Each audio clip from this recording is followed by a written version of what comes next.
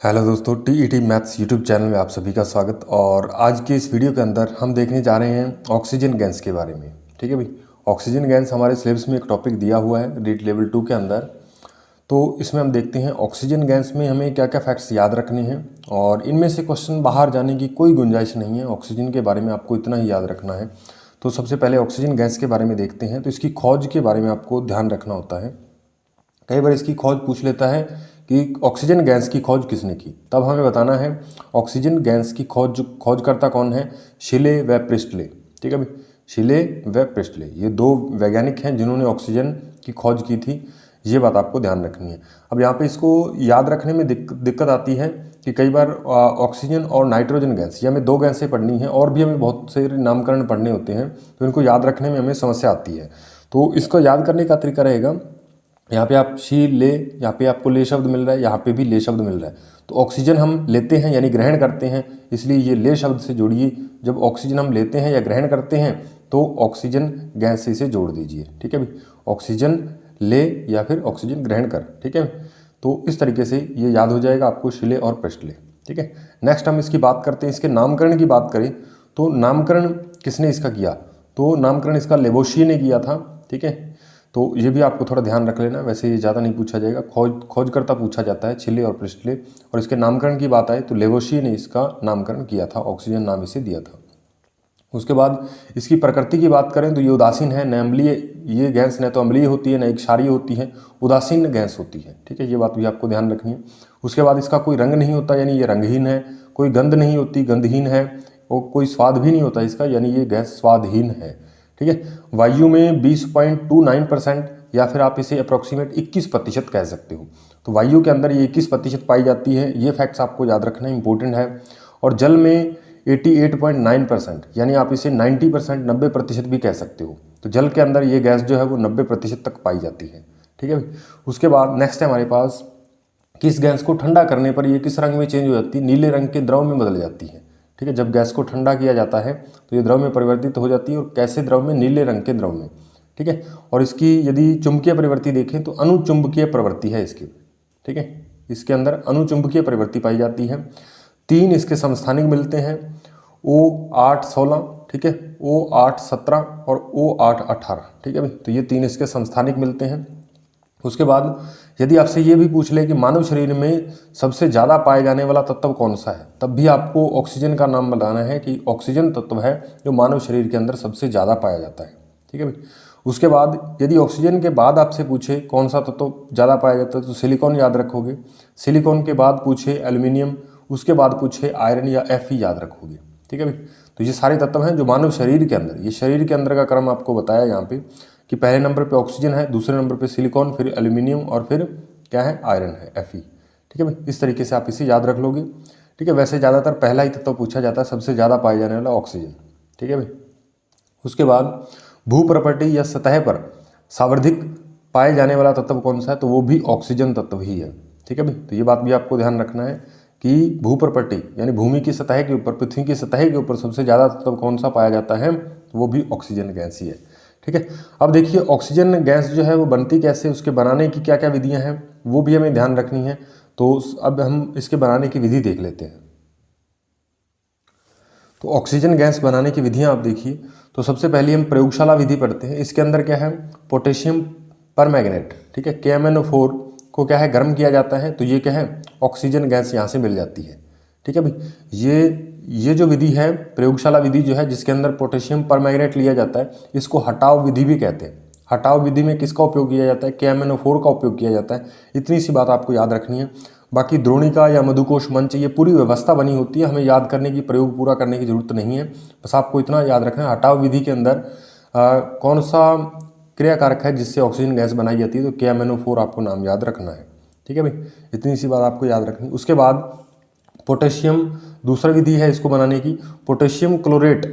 Potassium chlorate जो है KClO3 होता है, को मैग्नीज डाइऑक्साइड उत्प्रेरक की स्थिति में जब 375 डिग्री सेल्सियस पे गर्म किया जाता है, तब हमें क्या है, ऑक्सीजन गैस मिलती है और अन्य उत्पाद भी मिलते हैं। ठीक है, यहाँ पे कई बार उत्प्रेरक पूछ लिया जाता है। पोटेशियम क्लोराइड से क्या है, ऑक्सीजन बनाने की क्रिया में कौन सा उत्प्रेरक यूज किया जाता है, तो MnO2। ठीक है, मैग्नीज डाइऑक्साइड। ठीक है, ये बात आपको थोड़ी ध्यान रखनी है। और ये KClO3, और इसको क्या है, इस उत्प्रेरक की सहायता में उत्प्रेरक की उपस्थिति में गर्म करेंगे तो O2 यानी ऑक्सीजन गैस बनेगी और अन्य उत्पाद बनेंगे जो हमें याद करने की जरूरत नहीं है। ठीक है भाई, तो ये हमारे पास क्या है, इसको बनाने की विधियाँ कि ऑक्सीजन गैस कैसे बनाई जा सकती है। ठीक है, इसके बारे में हमने पढ़ा। अब हम ऑक्सीजन गैस के उपयोग देखते हैं। उपयोग में से बहुत बार क्वेश्चन पूछा गया और अलग अलग टेट एग्जाम में क्वेश्चन उपयोग से ही पूछा जाता है। ठीक है, हमारे रीट के एग्जाम के अंदर भी रीट 2011 के अंदर एक क्वेश्चन आया हुआ है और वो क्वेश्चन क्या था उसके बारे में भी हम चर्चा करेंगे। तो ये उपयोग हमें क्या है, अच्छे तरीके से याद करने हैं। चलिए अभी ऑक्सीजन गैस के उपयोग पढ़ते हैं।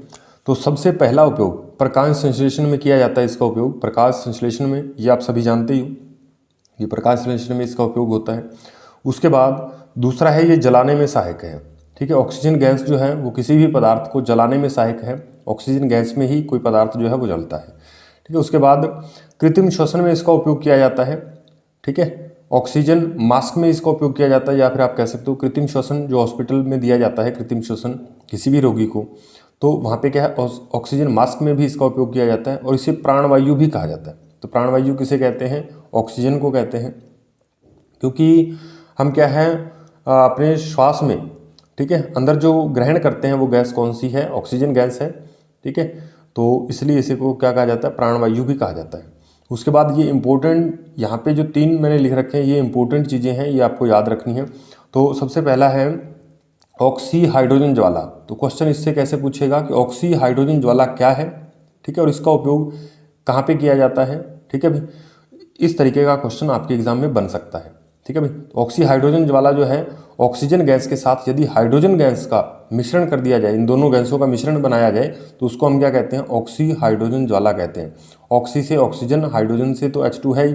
ठीक है, तो इन दोनों का मिश्रण जो है वो क्या कहलाता है, ऑक्सी हाइड्रोजन ज्वाला कहलाता है। ठीक है, ये क्या होता है, लोहे व इस्पात को काटने के काम आता है। ठीक है भाई, तो लोहे व इस्पात को काटने के काम कौन सी गैस आती है, तो आपको ध्यान रखना है O2 + H2 का मिश्रण या फिर ऑक्सी हाइड्रोजन ज्वाला। ठीक है, दूसरा है जो रीट 2011 के अंदर क्वेश्चन भी पूछा गया है कि वेल्डिंग के अंदर, ठीक है, इसमें क्या होता है, धातुओं को काटा जाता है लोहे व इस्पात को काटने में, और ये क्या जोड़ने के काम आता है। ठीक है, वेल्डिंग जो है इन धातुओं को जोड़ा जाता है। तो धातुओं को जोड़ने के लिए या फिर वेल्डिंग के अंदर कौन सी गैस का उपयोग किया जाता है, तो ऑक्सीजन गैस के साथ एसिटिलीन का उपयोग किया जाता है। ऑक्सीजन के साथ एसिटिलीन का उपयोग किया जाता है और ये धातुओं को जोड़ने में काम आती है। ठीक है भाई, ये गैस जो है ये किसके काम आती है, ये धातुओं को जोड़ने के अंदर काम आती है। ठीक है, ये बात भी आपको ध्यान रखनी है। उसके बाद अंतरिक्ष यान में ईंधन के रूप में द्रव O2 का उपयोग किया जाता है। ठीक है, जो अंतरिक्ष यान होते हैं उसमें ईंधन के रूप में किस गैस का उपयोग किया जाता है, तो द्रव O2 गैस का उपयोग किया जाता है। ठीक है भाई, तो ये सारे फैक्ट्स जो हैं ये आपको क्या है, ऑक्सीजन गैस के बारे में आपको अच्छे तरीके से याद होने चाहिए। ठीक है, ऑक्सीजन में क्वेश्चन पूछेगा तो ये 3 फैक्ट्स तो इसके मोस्ट इंपॉर्टेंट बनते हैं, जहाँ से क्वेश्चन हर एक बार लगभग यहाँ से क्वेश्चन बाहर जाने की संभावना नहीं रहती। और फिर उसके बाद आता है कि इसके खोजकर्ता कौन है, इसकी प्रकृति क्या होती है, ठीक है, और इसकी चुंबकीय प्रवृत्ति किस तरीके की है, और इसके समस्थानिक कितने हैं, मानव शरीर में पाए जाने वाला तत्व कौन सा है, भू प्रॉपर्टी या सतह पे पाए जाने वाला तत्व सबसे ज़्यादा मात्रा में पाए जाने वाला तत्व कौन सा है। ठीक है भाई, तो इतने से फैक्ट्स यदि आपको याद हैं तो मतलब आपको क्या है, ऑक्सीजन गैस से यदि कोई भी क्वेश्चन आता है तो आप उसे आसानी से कर लोगे। ठीक है भाई, तो ऑक्सीजन गैस के बारे में सिर्फ इतना ही आपको याद रखना है। तो यदि आपको बता दें कि आप हमारे यूट्यूब चैनल पर नए हैं तो आप हमारे चैनल को सब्सक्राइब करिए। आपको क्या है, इसी प्रकार रीट लेवल 2 के लिए साइंस से रिलेटेड आपको क्या है वीडियोस मिलती रहेंगी। और अभी क्या है, अभी क्योंकि अब कोई वायदा नहीं कर रहे, क्योंकि वायदा अक्सर ही क्या है पूरा नहीं हो पाता हमारा। ठीक है, तो इसलिए हम आपको वीडियोस तो प्रोवाइड करवाएंगे। ठीक है, साइकोलॉजी की और मैथ्स की और साइंस की ये वीडियोस आपको लगभग क्या है, हम पेपर से पहले आपको पूरा सिलेबस बहुत अच्छे तरीके से करवा देंगे। ठीक है, तो आप निश्चिंत रहिए। बाकी आप क्या है बुक्स वगैरह से पढ़ते रहिए।